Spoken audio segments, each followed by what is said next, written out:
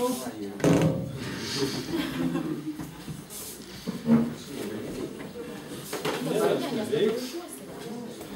iš pradžių sąrašai galingi. Dabar klausimas, kokios procedūros. Ką mes dabar buvo nusistatyti, kiek rinkėjų buvo. Prieš pradėdami skaičiuoti vokus. Tai dabar vėl mašinėlė neška, galime šiek tiek paskaičiuoti. Su VRK tiesiog yra problema, kurią mes turime irgi aptarti. Paperiuko reikia.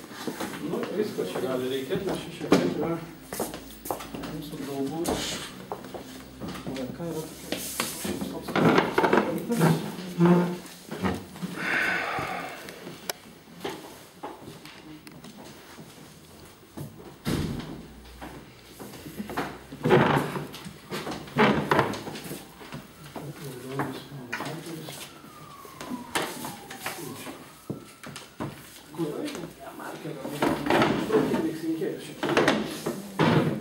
Taip, dabar mes mūsų klausia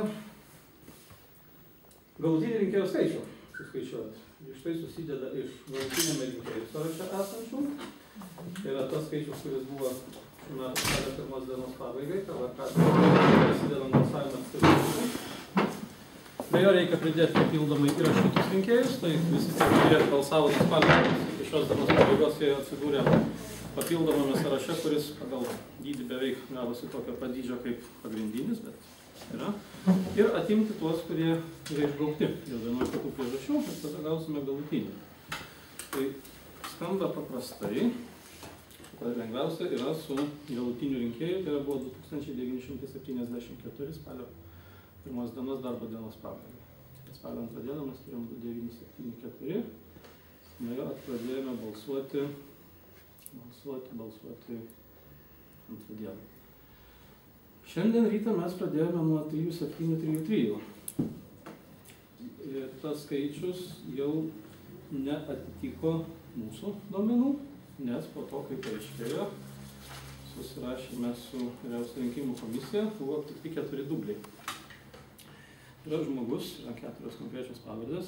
Jisai buvo iš pradžių trauktas į pagrindinį sąrašą ir VRK tą sąrašą patvirtino ir suteikė kortelės numerį. Mes tą kortelę atsiuntėm. Ir kaip pavyzdys, paimkim patį pirmąjį. Yra įdėtas kortelis pavardenis pagalėje. Jie nėra apie duomenis tiek svarbu. Bet faktas tas, kad jisai pagrindiniam VRK pateiktam sąrašė jis turėjo kortelę 747. Ir kaip metus balsavo paštu ir tas laiškas jau yra grįžęs. Bet jisai, nežinia dėl kokių priežasčių, tas pats pilietis užsiregistravo antrą kartą. Mes vėlgi siuntėm į VRK tuos visus papildomus rinkėjus, kad jie patvirtintų, kad tokie yra galimi. Dalį dublių, sakykim, beveik visus jie išgaudė, bet su šito piliečiu jam buvo suteikta kortelė numeris 3202.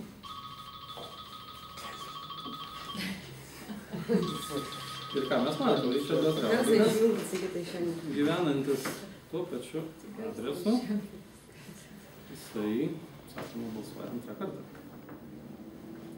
Tai VRK tam pačiam žmogui priskyrė 2 kortelės numerius, mes visi, kadangi balsuoja paštu, mes jam 2 sykius išsiuntėm balsavimo dokumentus.